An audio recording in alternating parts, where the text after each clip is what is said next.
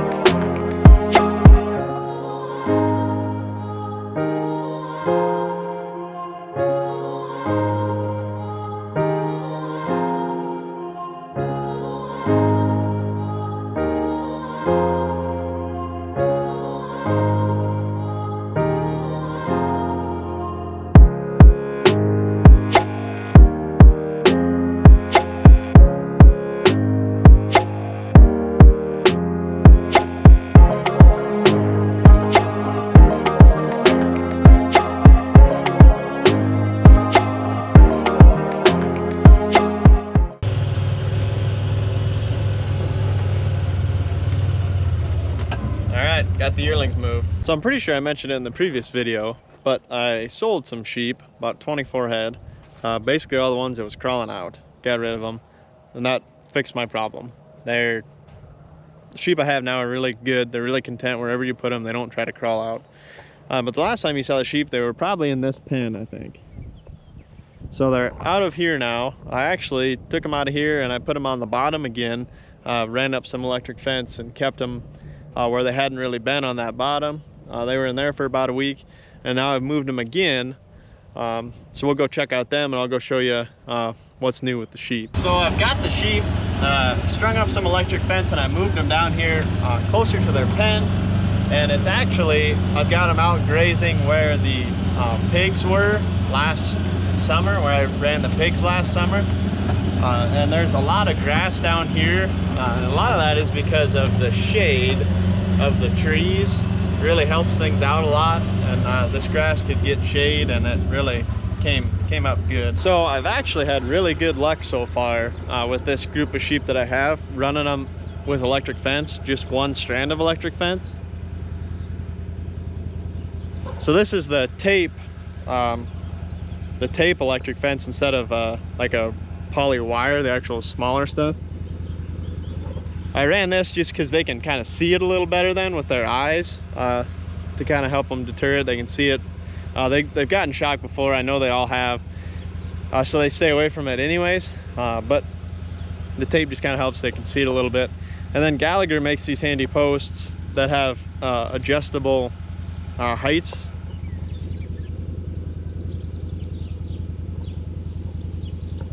And then it's still got the ring top at the top, so then you can still use it for cattle if you wanted to. But it's got those 3 adjustable deals on there that you can move the heights of the wire to the animal, like nose height. So you could run like 4 wires if you wanted to of electric fence, but that's a lot of work. And 1 wire, they seem to stay in pretty good with that. So I'll take you over here, kind of drive you through where they're at right now. So I figure this is probably going to be close to 5 days of grazing, maybe a little more, but there's a lot of grass down in here.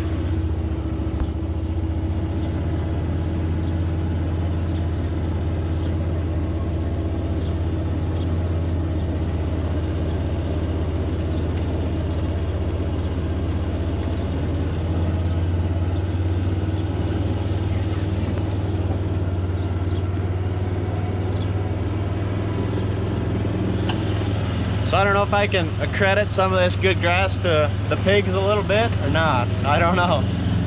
But I think it has a lot to do with the shade of these trees.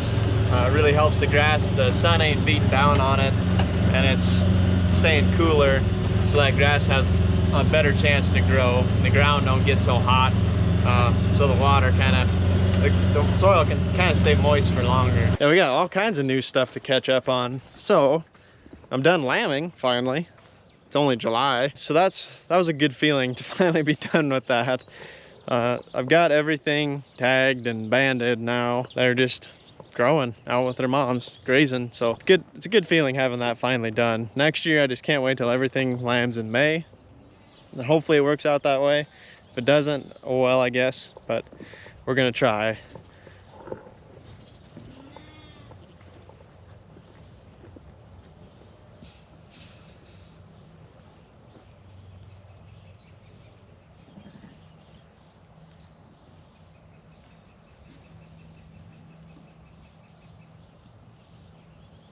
So some of these early lambs, they're about a month old and they're really growing. Like that one right there in front, that's a lamb. That's one of the first ones right there. That's one of the last ones right next to it. So a month difference in age there.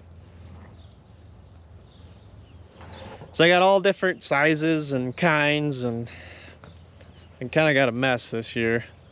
But if I keep them all out on grass and let them grow, and I'll just sell them when them younger ones are probably at least 60 to 70 pounds, then I'll sell them. So then them older ones should be even more than that. But as of right now, I've got like probably at least 5 days in the piece they're in, and then the other side of the road where the pigs weren't in, but there's a lot of grass there too. Very similar size and grass wise and stuff. So probably another 5 days there. So, but you know, I could probably stretch it out to a week each. So there's probably 2 weeks of grazing. And then on the other side of this permanent fence out here, their permanent pen out here, there's another probably week. And then right here and here, right where this tree is, just on the other side of this fence, there's another probably a week of grazing. So I've probably got 4 weeks of good grazing for sure right now in the books, planning ahead a little bit. And then there's some other places, now that they're trained to electric fence, there's some other places where I can take them that they haven't been yet, that I can that hopefully they can go graze and have some more grazing, hopefully extend that grazing out. You know, we've got enough grazing to get us through to the middle of August right now, hopefully. And then so hopefully I can kind of find some more stuff around and extend that out to September, October, somewhere in there. Especially if we keep getting some good timely rains like this, and stuff can kind of stay green and maybe even kind of grow back a little bit. Then some of them earlier places that I hit, possibly I could go back into them. We'll just kind of have to wait and see and find out. So, oh yeah, I was gonna tell you guys too, the sheep that I sold, all the ones that were getting out and everything, those lambs differed in age by about a month. as well, maybe a little over a month from the oldest one to the youngest ones. But when I sold them, they were about 3 months old, roughly. The oldest ones anyway, and the youngest ones are probably about 2 months old. But they averaged a weight of 70 pounds, the lambs did. So I thought that was pretty good. Obviously this is my first time raising sheep and stuff, so I don't really know what to expect. But I figured 70 pounds sounded pretty good for an average weight on those lambs, with the oldest ones only being 3 months old. So I'm kind of hoping that these ones can grow that fast. So the ones that I sold were obviously the black-faced ones, so they were like Suffolk ones. And these white ones are like Rambouillets. So these white ones are more for wool rather than meat production. And then those black ones, the Suffolk ones that I sold, were more for meat production.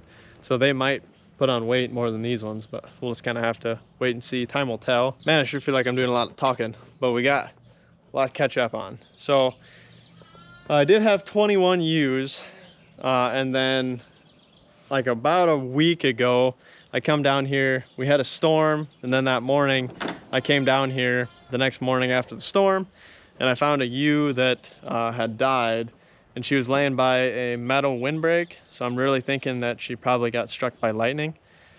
So I'm down to 20 ewes right now. And then that one that died, she had a set of twins on her. So Cole's in here playing with them. But we got a set of twin bottle lambs, and they're about a week old.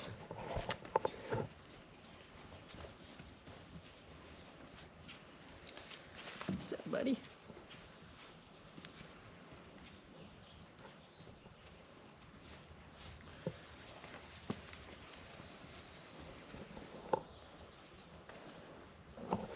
So they're kind of fun to mess around with, fun to play with.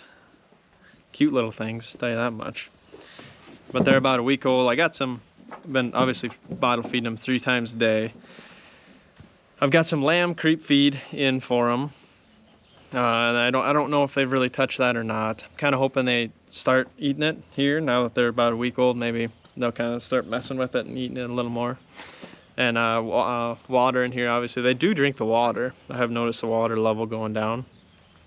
But I'm kind of hoping they start eating that lamb creep feed here, and then they can kind of start eating that instead of drinking as much milk, and maybe kind of wean them off the bottle a little bit. So we're kind of learning with these too.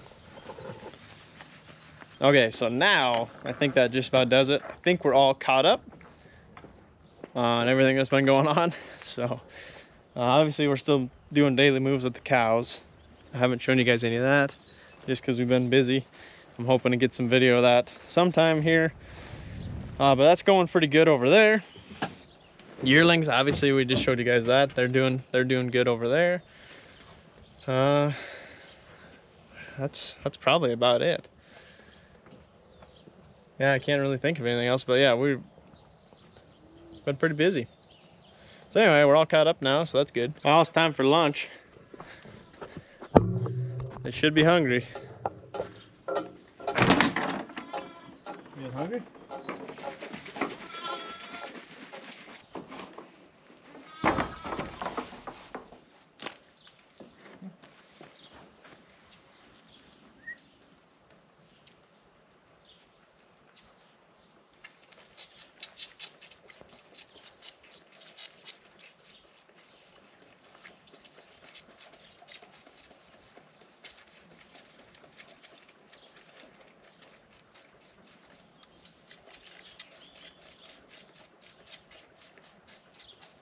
That should keep them satisfied for a little while.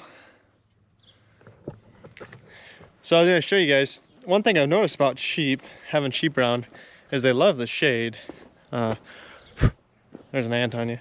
Anyway, they love the shade, and no matter where they're at, they'll always find the shade and hang out in the shade as much as they can. So over here where I've got them now, there's a lot of shade under these trees. So they're just all hanging out.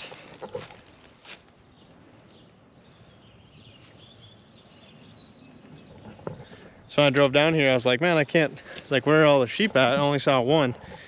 they're all laying down there in the tall grass, enjoying the cool breeze and the shade there. So I'll kind of show you guys what we've been working on in the shop here. So we've got an old, you know, like them old hay feeder wagons.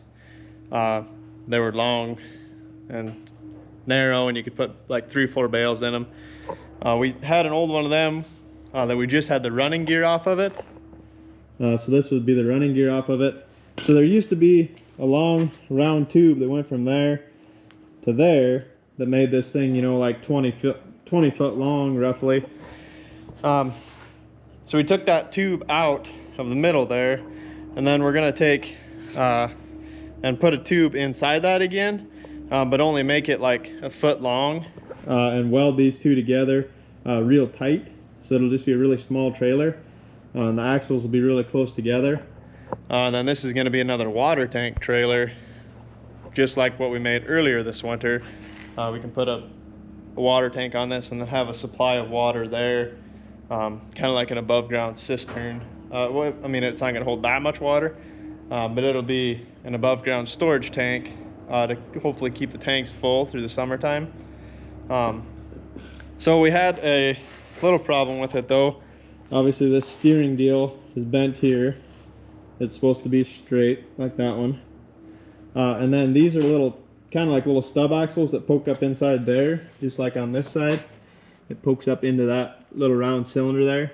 And then it turns on that, you know, that little cylinder, and this turns. So when the tongue turns, it turns this, and then it turns this, and then that pin rotates in that cylinder there to make these wheels, these front wheels turn. So on this side, it was all locked up. So there's the old cylinder. We had to hack it all out with a torch just to get that pin out of it. It was all rusted up. So we ended up just cutting it completely out, and then it's still hot, but I just welded this new cylinder on that the pin will fit into now. It's too tall, we'll have to cut it, but the pin will fit into that now. I cleaned the pin up just with a floppy disk. So we can slide that back in, straighten this bad boy out, and then put the bolt back through it, and it should be good to go. This will steer again in the front.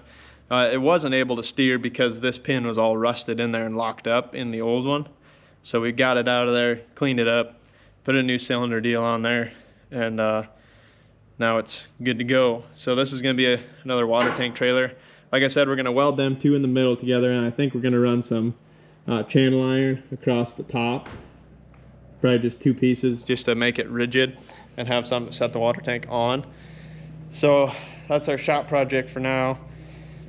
So yeah, we'll have hopefully be able to, we've got water issues in some pastures as far as just getting water there. Not enough water lines, not enough water pressure, stuff like that. So having storage tanks like this that we can pull and move from pasture to pasture to where we can kind of graze some stuff longer than we would be in the past just because of water issues. So we're kind of working through that and slowly getting there. So, but anyway, I think we're all caught up, and I think that's just about gonna do it for this video. So thanks for watching, guys. We really appreciate it. If you're new here, remember to hit that subscribe button and the like button. Those 2 things help us out a lot. And as always, we'll catch you in the next one.